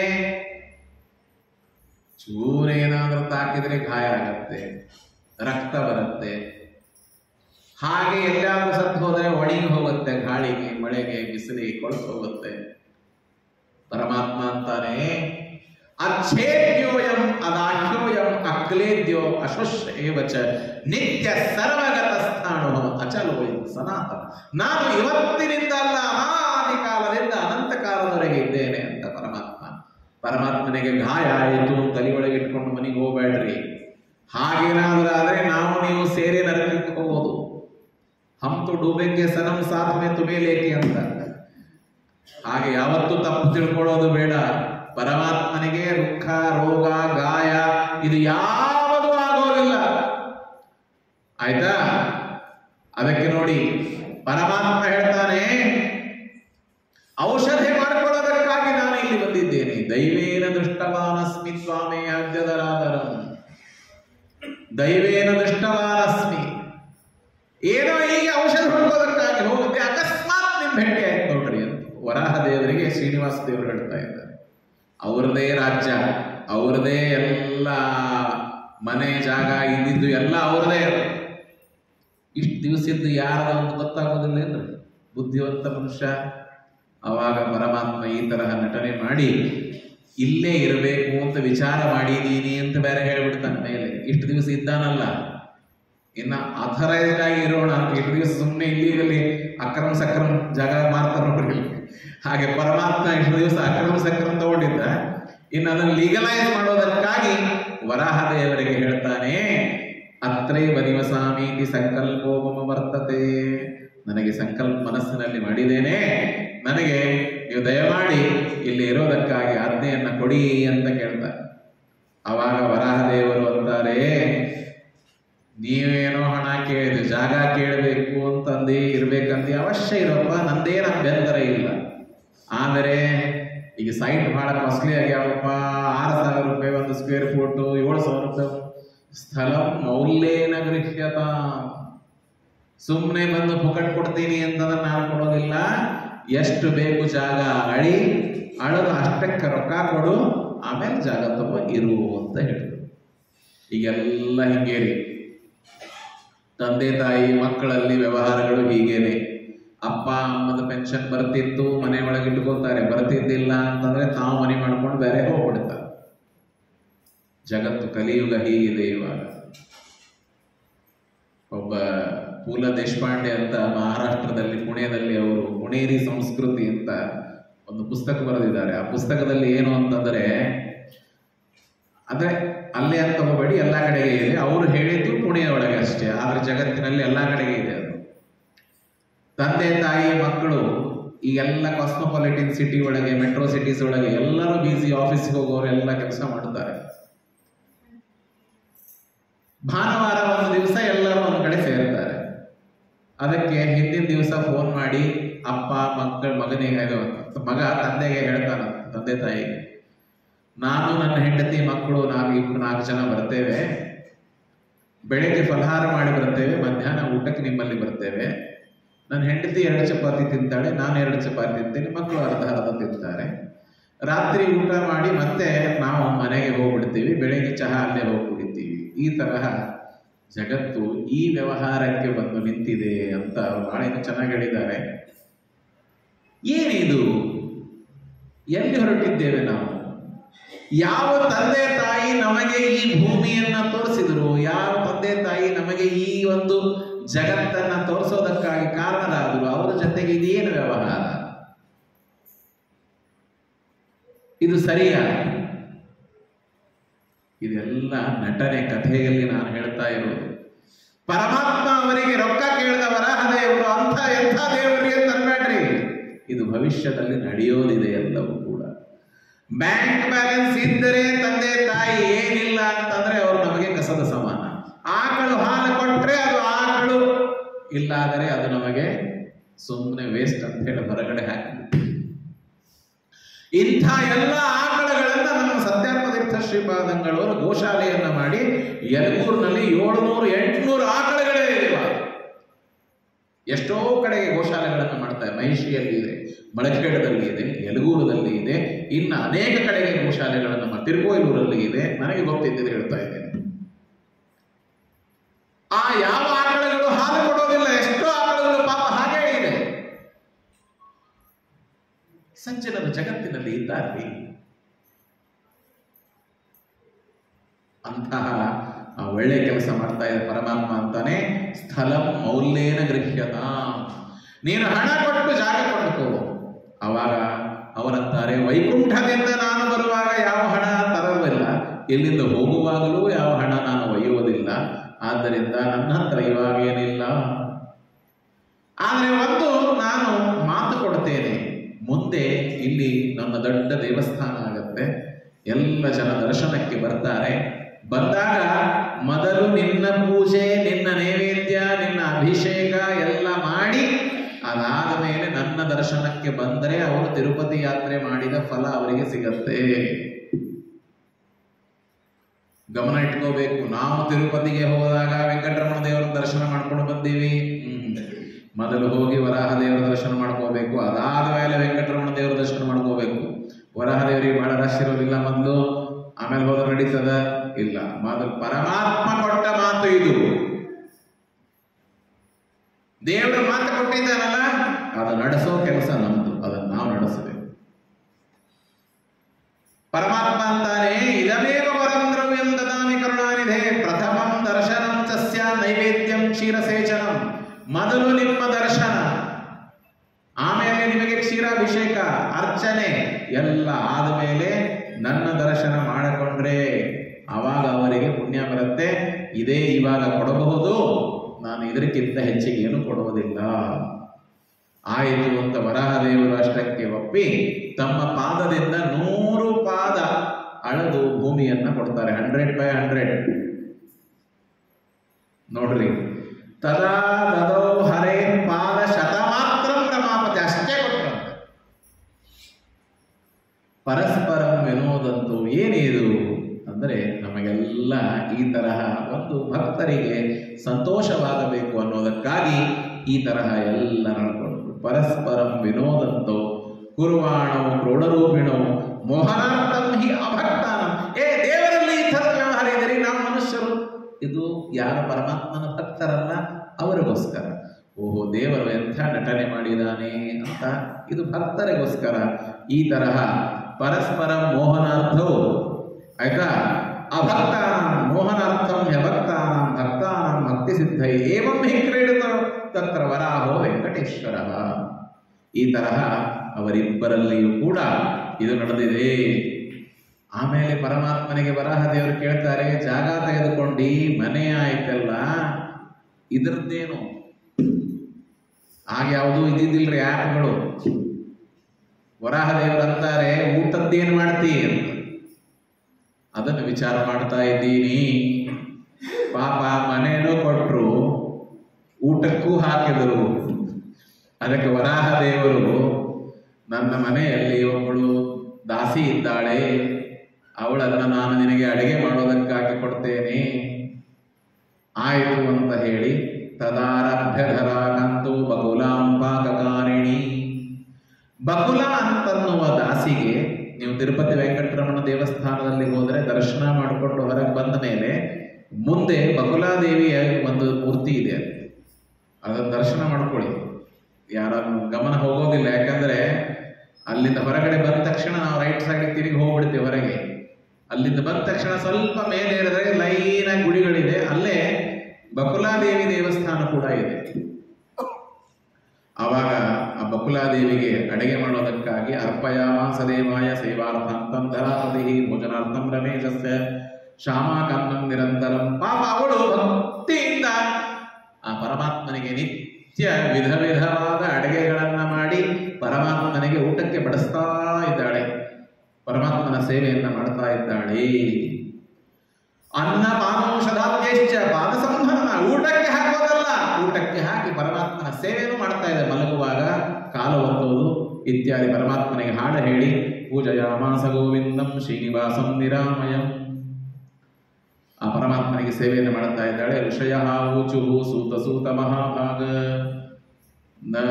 ಭಾಗ ದೇವಾಗಮನ ಉತ್ತಮಂ ವರಾಹ ದರ್ಶನಂ ನಿತ್ಯಂ ವಾಸಂ ವೆಂಕಟ ಭೂಧರೆ.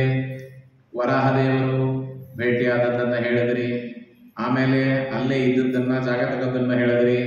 ಬಕುಲಾ ಸೇವಕ ಪ್ರೋಕ್ತ, ಈ ಬಕುಲಾದೇವಿ ಒಂದು ಬಂದಲ್ಲ, ಅವಳು ಯಾರು ಅಂತ ಕೇಳಿದಾಗ ಸುತಾಚಾರ ಅಂತಾರೆ, ಅದನ್ನು ನಾಳೆ ಸಾಯಂಕಾಲ ಅದನ್ನು ಹೇಳೋಣ ಅಂತ ಇಲ್ಲಿಗೆ ಮುಗಿಸ್ತೇನೆ. ಶ್ರೀಕೃಷ್ಣಾರ್ಪಣಮಸ್ತು. ವೆಂಕಟೇಶ